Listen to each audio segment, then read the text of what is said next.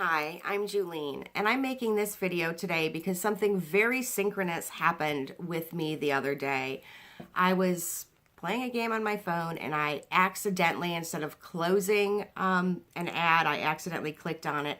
And it was this doctor talking about what happens in our body with the good and bad bacteria in our gut, and how that which one is winning in there informs whether we're going to make more healthy or non-healthy choices in our diet.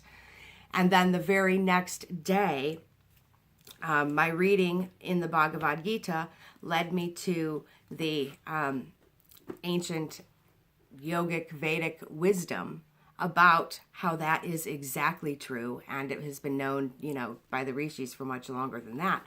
As a matter of fact, that's what the whole, Bhagavad Gita is about. It's not just about that. It's about many things. There are so many layers in the Gita. So in case you're unfamiliar with the Gita and what it is, the Gita is a section of a longer story called the Mahabarata, or the Mahabarata.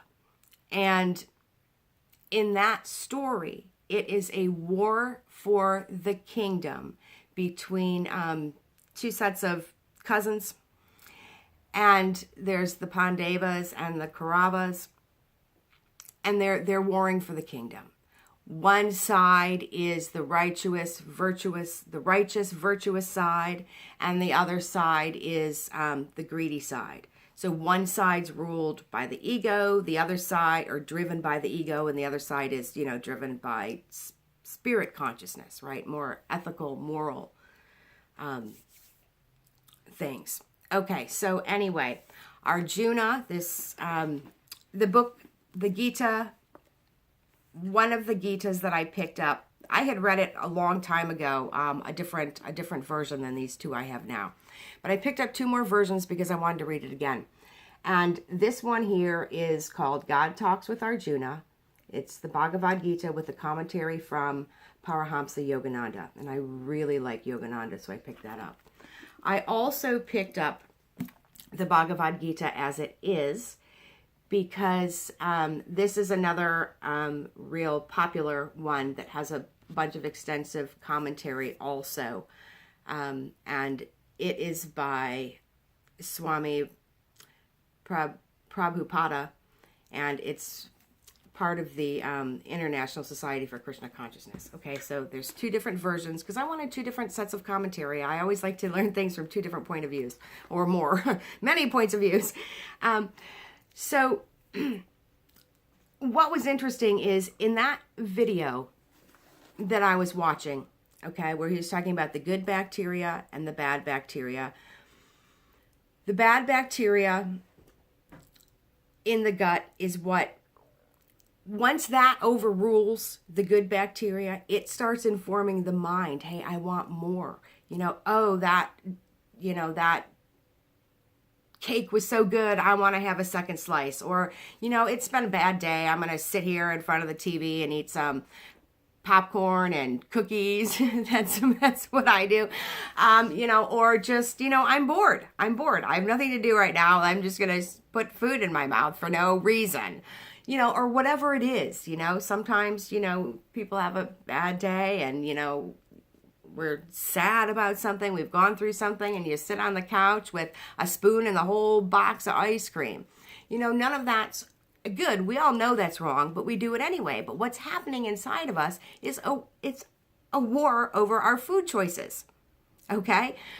When the good bacteria in our body is winning, and when our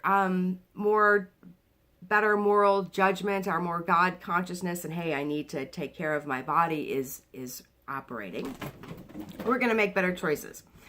We're not going to necessarily do that. But when the bad bacteria overruns the good bacteria, then what happens is we start making more poor food choices. And the more poor food choices we make, the easier it is to continue to make them, because we fed the bad bacteria. The bad bacteria is growing. It's multiplying. It's growing. It's getting bigger. And it's pushing, squeezing the good bacteria into a little corner. So I made an analogy for myself as it's kind of like lunchroom bullies. And to the extent that I personally am making bad food choices, I'm feeding those bullies. And just thinking of it that way helped me to say, I'm not going to feed those bullies anymore. And then the very next day after watching that video and making the bully connection in my own mind, I read this in the God Talks with Arjuna from Yogananda, because he's talking about the very same thing. So he's talking about what happens in our body when it's ruled by, he's calling it King Soul, or when it's ruled by King Ego. And he has two diagrams in here of, what that looks like, and he has commentary on that. So what I'm going to do real quick is just read a bit of this. So here's what happens in the bodily kingdom under the reign of King Soul. So now this is going to, apply to all of our choices, all of our everything, not just food, but right now, this is the thing about the Gita. This is the thing of the wisdom of the Gita. It is the war that exists within us for those things, for the right choice, the wrong choice, or the virtuous choice, or the greedy, or the unvirtuous choice, or the greedy choice, or the moderation choice, or, whatever it is that we're doing. So under the bodily kingdom, under the reign of King Soul, the bodily kingdom under the reign of King Soul, Yogananda says, from the royal palace, the centers of superconsciousness, Christ consciousness, and cosmic consciousness in the cerebellum and medulla. Okay, so we're talking about the Ajna chakra, the third eye chakra here. The King Soul bestows his beneficence of bliss, wisdom, and vitality throughout all the kingdom. So that's throughout your whole body. And then the king is assisted by his loyal subjects, lordly discriminative tendencies in the parliamentary House of Lords, the upper house, and he's calling those the throat and the heart chakra. The higher seats of consciousness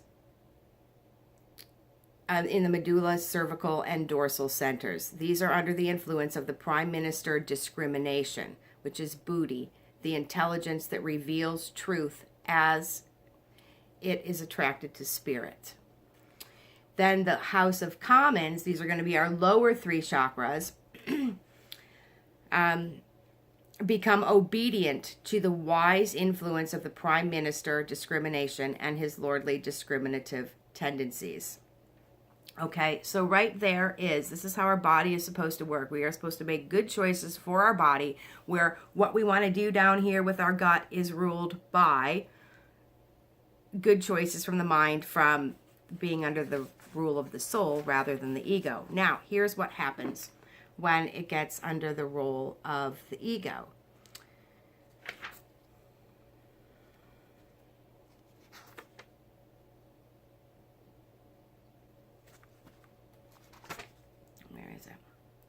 Okay, so, well,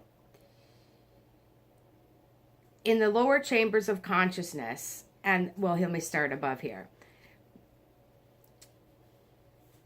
The ego is called the pseudo-soul, for it imitates the authority of King Soul and tries to dominate the entire bodily kingdom.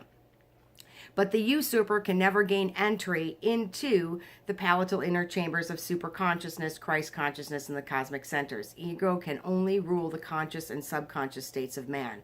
The inwardly turned consciousness in the medullary center is the soul's superconsciousness, flowing outward into the subconscious and conscious states in the brain and spine and becoming identified with the body instead of with spirit. The consciousness as King Ego begins its desultory reign. Okay. Now, the lower chamber of consciousness and subconscious of the brain under King Ego is no longer ruled by the peaceful, all-knowing, all-powerful soul, but it becomes home to the ever restless, proud, ignorant, body-limited, weakling, rebel ego. The prime minister, ignorance instead of discrimination, wields its influential power. So King Ego is a dictator. He only wants counselors who are yes men and who will do his bidding to keep the bodily kingdom away from king souls. Ego's ministers are material desires, emotions, habits, and undisciplined sense indications under prime minister's ignorance. These insurgents close the parliamentary House of Lords and thereby render powerless the lordly discriminative tendencies in the upper house. Okay, so that's what happens. Now, here's the thing where he's talking about what happens when we eat, okay? So, under the soul's rule, Prince Right Eating governs the gustatory estate, so he's governing our gut. Guided by natural attraction, he supplies the right foods, possessing all the necessary elements, especially fresh raw fruits and vegetables with natural flavors and undestroyed vitamins. These natural foods nourish the body's cells, helping to make them immune to disease and aiding in preserving their youth and vitality. Now, under King Ego regime, Prince Greed creates an unnatural craving for overcooked, devitalized, and injurious foods. These taste, thoughts, and body cells become vitiated, subject to indigestion and sickness. And Prince Greed also tempts man to eat more food than necessary for his health. Then he talks for a minute about all of this becoming wounds, and if chronically repeated, often develop a serious disease later in life. Millions of people in each generation lose their daily battle with greed. They pass their lives as prisoners of disease and die prematurely. Because in ordinary men, the sense of taste with its evil army of memories of uncontrolled eating, hasty swallowing, and other bad habits is daily victorious over the good inward soldiers whose counsel is ignored. The counsel of moderation, right selection of foods for a balanced diet, proper mastication, and so forth. So this here was also talking about kind of the same thing, but it was doing it from an entirely different perspective. It was doing it from the vital centers in our body, our mind, who's in control up here. So if we kind of make this connection, it's like the king soul is controlling the good bacteria, which is making us want to make good choices. And once King Ego has taken over reign of our body and shoved out our discrimination and allows us to eat all the junk that we eat, we are feeding that the bad bacteria in our gut flora, and it's making us eat more bad food.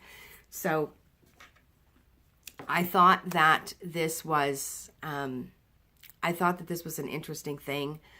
I think that thinking about it this way might help me to start making better choices about my eating habits, and I hope it does for you too. One of the things that started, and here's one more thing I want to say before I go. The whole story, this whole war started over a game of dice. There was a game of dice that was, supposed to be played for who was, going to get part of the kingdom or whatever. So this war started over a game of dice, a game of chance. So every time we make a wrong decision of what we are feeding our body, right, we are rolling the dice. We're taking a game of chance. We're doing this with many more things than our food, right? It's part of human nature, right? This is what happens. We decide to say yes or no to something. Where is that yes or no coming from? We decide to do or not to do something. Whatever it is, whatever choice we're making in life, there's an either or choice, and a lot of times that choice is between the to put it in Yogananda's words here, king soul or king ego. So the idea is that through practicing, more meditation, more breath work, more things with the body-mind connection, we can tune into and hopefully answer on the side of king soul more often than on the side of king ego. Have a great day. Namaste.